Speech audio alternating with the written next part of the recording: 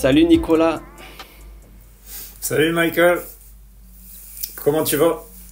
ça va et toi? Ça va aussi. Tu as des manches longues, je vois? Oui, aujourd'hui je porte un t-shirt à manches longues parce qu'il ne fait pas très chaud et, euh, et voilà. Je l'ai acheté le mois dernier, pas cher du tout, 10 euros. Et comme ça, Ah, j'ai chaud. oui, c'est un bon prix. C'est pas cher. Est-ce que toi tu portes souvent des manches longues ou est-ce que tu es quelqu'un qui n'a jamais froid et qui est tout le temps en t-shirt? Non, avant je n'avais jamais froid quand j'étais petit, mais maintenant j'ai de plus en plus souvent froid, donc j'achète aussi des t-shirts à manches longues. D'accord. Pourquoi quand tu étais petit, tu étais habitué à rester dehors? Je sais, oui, plus souvent, et je ne sais pas pourquoi, mais j'ai l'impression que quand on est jeune, l'organisme va plus vite et du coup, on n'y pense même pas et on reste dehors sans regarder quelle température il fait, en t-shirt sous la pluie. Voilà. Et maintenant, tu es plutôt comme un chat d'intérieur. Tu restes dedans au chaud, Voilà, c'est ça. proche du radiateur. Mais j'aime bien le coton. C'est un t-shirt en coton que tu as, c'est ça? C'est ça, ouais. Ouais, ouais. Je porte essentiellement du coton. Euh, Ouais. je n'aime pas trop le polyester, tous les plastiques. Même pour le sport, je porte du coton en général. Ouais.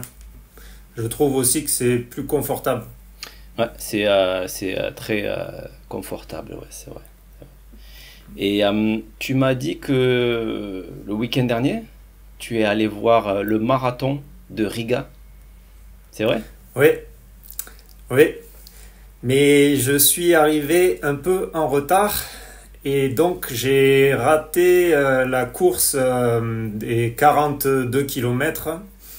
Mais j'ai vu les courses plus courtes et il y avait des athlètes très impressionnants aussi sur ces petites distances. Mais tu étais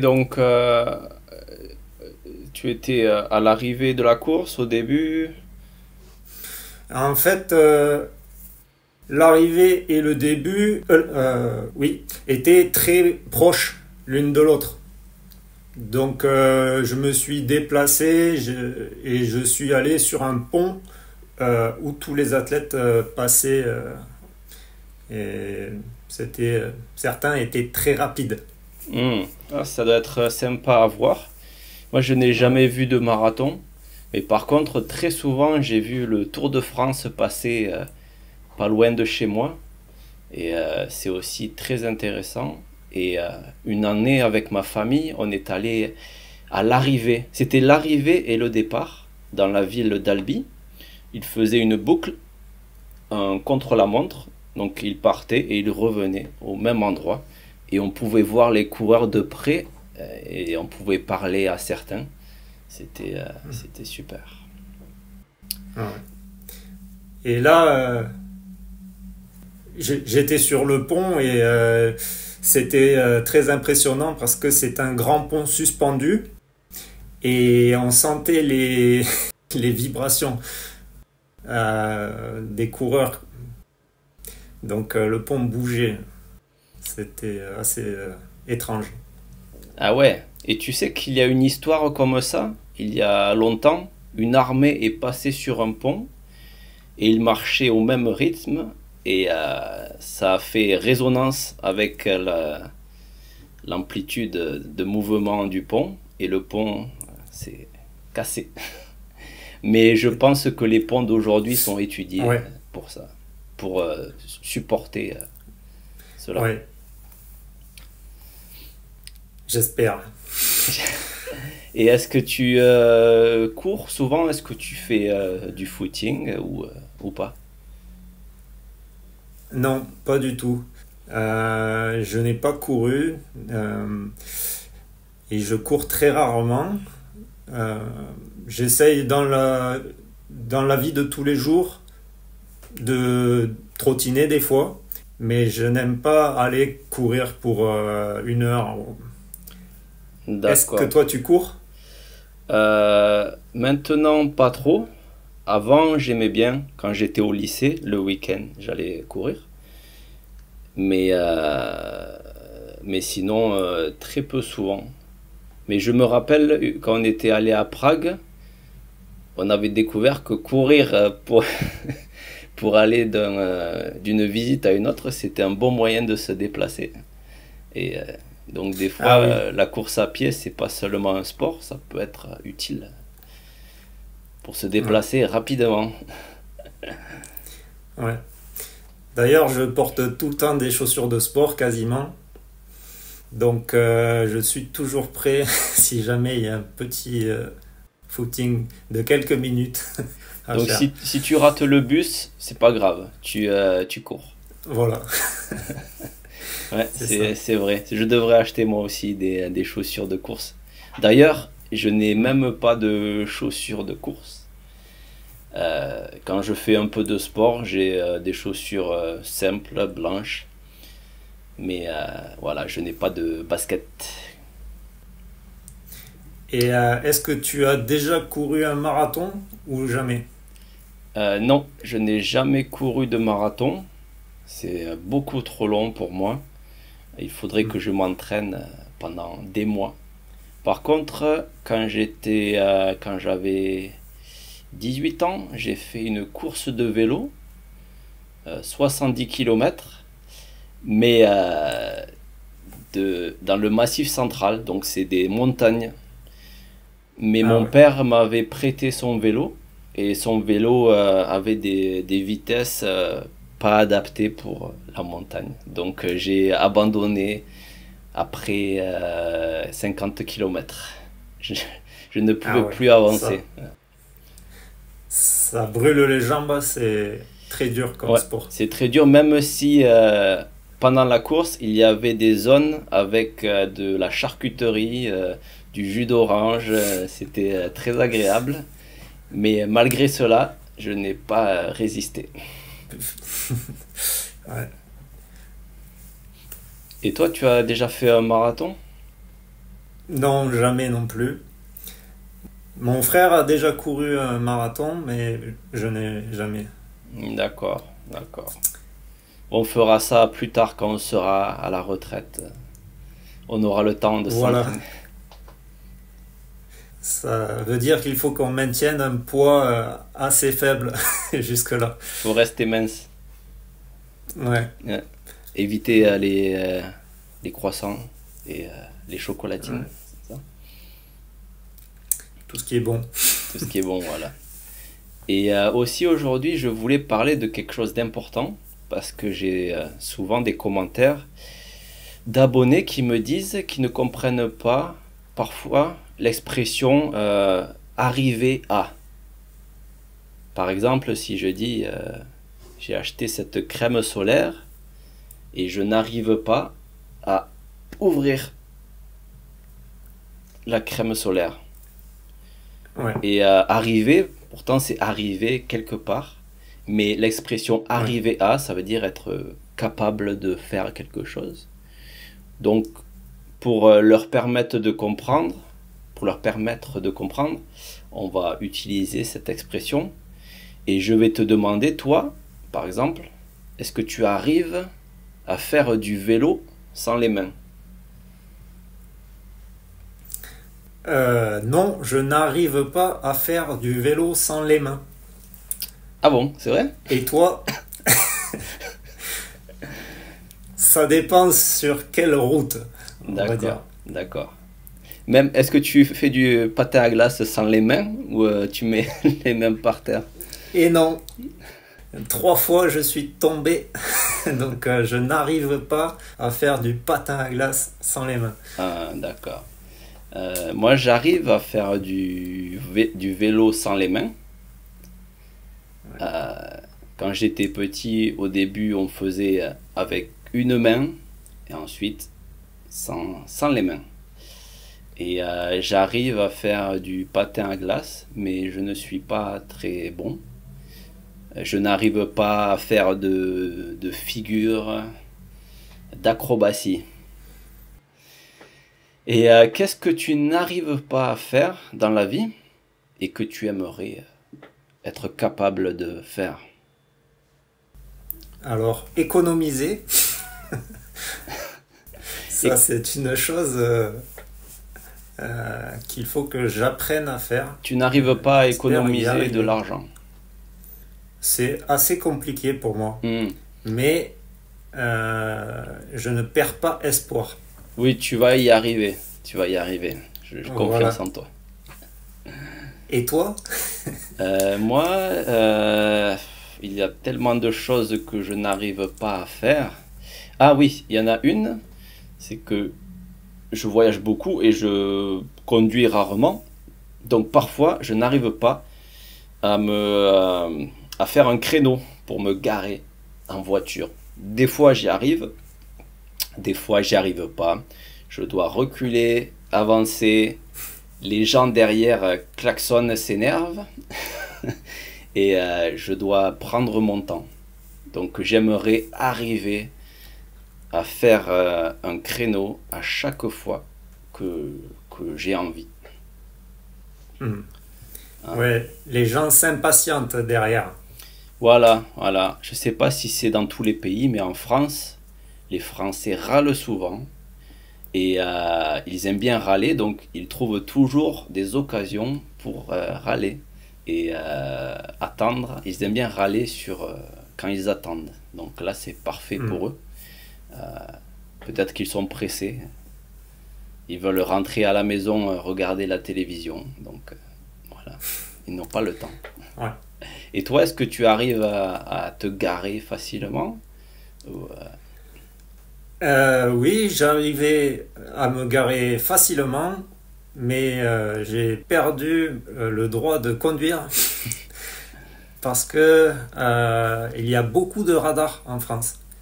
Ah Et oui, malheureusement, j'ai été amené à conduire beaucoup entre le nord de la France et le sud, et donc j'ai perdu tous mes points. Euh, je ne roulais pas très très vite, mais de temps en temps, j'étais un peu au-dessus de la limitation sans faire attention. Et donc, j'ai perdu le permis de conduire. et oui, on en avait parlé dans un podcast, c'est vrai, c'est vrai. Donc tu n'arrives pas à garder ton, ton permis. Voilà. D'accord, d'accord. Ouais, ça peut être compliqué. Ah. Mm. Et Mais pardon? peut-être que je repasserai le permis plus tard. D'accord, oui, tu as toujours tu as le temps de le passer, de l'étudier. Voilà. Oui. Et donc, est-ce que tu crois que grâce à ces exemples, les gens vont arriver à comprendre cette expression, arriver à, et vont pouvoir l'utiliser? Oui, je pense que ils vont y arriver. Voilà, je leur fais confiance, je crois en eux, parce que j'ai eu plusieurs commentaires sur cette expression, et avant, je n'y pensais pas, mais c'est vrai que quand on n'est pas français, c'est une expression un peu bizarre, arriver à quelque chose. C'est pas, c'est un peu bizarre. Ça ne paraît pas logique. Voilà, c'est un peu comme l'expression euh, trouver quelque chose. Par exemple, je trouve cet objet très joli. Ah oui. En anglais, ils l'ont trouvé, mais dans d'autres langues, ça peut peut-être paraître assez bizarre de trouver quelque chose de joli. Eh Euh, oui. donc toi, qu'est-ce que tu trouves joli? Est-ce que tu trouves quelque chose de joli? Oui, les arbres, le ciel, je trouve ça très joli. Et toi? Oui, moi je trouve la nature très belle. Euh, je trouve les fleurs très jolies. Euh, et on peut utiliser trouver avec, par exemple, je trouve couvrir cette crème solaire est très simple. Je trouve cela Hmm. très simple. Hmm. Qu'est-ce que toi tu trouves simple? Je trouve simple. Je ne trouve pas simple de trouver un exemple. Euh, je trouve simple de faire du vélo. Voilà, c'est quelque chose de simple. Hmm. Voilà. Mais je pense que c'est important de donner des exemples aux abonnés pour qu'ils puissent plus facilement comprendre. Et parce que pour nous, parfois, ça paraît naturel, mais pour d'autres personnes, c'est compliqué. Et pour moi, il y a beaucoup de choses en japonais, quand j'étudie le japonais, qui au début me paraissaient complètement illogiques, parce que dans la logique française, ça ne correspondait pas. Et à force de voir, d'étudier des flashcards, de voir les mêmes exemples, petit à petit, ça devient naturel. Et j'ai eu ça aussi en anglais beaucoup, de choses qui me paraissaient pas logiques, mais je pense que le cerveau, en voyant beaucoup d'exemples, il comprend la logique et ça devient naturel. Ouais. Je trouve que beaucoup du charme d'une langue vient de ces petits paradoxes. Voilà, oui, C'est, ces petites choses qu'il faut comprendre et qui ne paraissent pas logiques, oui, ça permet de peut-être de penser autrement. Ça change un peu le fonctionnement de la pensée, c'est vrai. C'est vrai, c'est très intéressant. Et ce que j'ai remarqué, c'est par exemple en japonais, il me semble qu'ils ne disent pas est-ce que tu peux me donner ton numéro de téléphone? Ils disent est-ce que tu peux m'apprendre ton numéro de téléphone? Quelque chose comme ça. J'espère que je ne ah, me trompe pas. Mais ils disent est-ce que tu peux m'apprendre? Donc c'est une autre façon de concevoir cet échange. ouais, C'est intéressant. ouais. Donc voilà. Donc pour aujourd'hui. Ah oui, on peut parler d'une dernière expression, c'est à force de. Un exemple, c'est à force d'essayer, j'arrive à l'ouvrir. À force, Oui. ça veut dire qu'on utilise un effort. Et dans l'expression à force, il y a une idée de répétition. Ça veut dire qu'on ne fait pas la chose seulement une fois. Hmm. Quand on dit à force, ça veut dire qu'on le fait plusieurs fois. On essaye souvent. Et Voilà, donc, on finit par y arriver. il y a une forme de... d'insister, voilà, c'est insister. C'est à force de lire ce texte, euh, je m'en souviens parfaitement. C'est à force Ouais. de... Voilà, c'est de la répétition, répétition, répétition. À Mm. force d'étudier les flashcards, j'arrive à comprendre la grammaire. C'est un peu ça. Et Exactement. ça, c'est une expression qu'on utilise très souvent en français. Donc, donc on a utilisé trois expressions aujourd'hui. Et c'est vrai que à force, on l'utilise souvent. Et c'est assez utile, je trouve. Et ça permet d'exprimer donc cette idée d'effort, de persistance, de répétition. Donc voilà. Donc dites-moi dans les commentaires si de vous donner des exemples, comme on a fait pendant cette conversation, est-ce que ça vous aide? Donc dites-le moi dans les commentaires. Et donc ce podcast se termine. Je vais préparer les flashcards correspondant à ce podcast. Je les mettrai sur Patreon. Et je vous dis à bientôt. Et Nicolas aussi. À bientôt. Salut, à Salut. bientôt.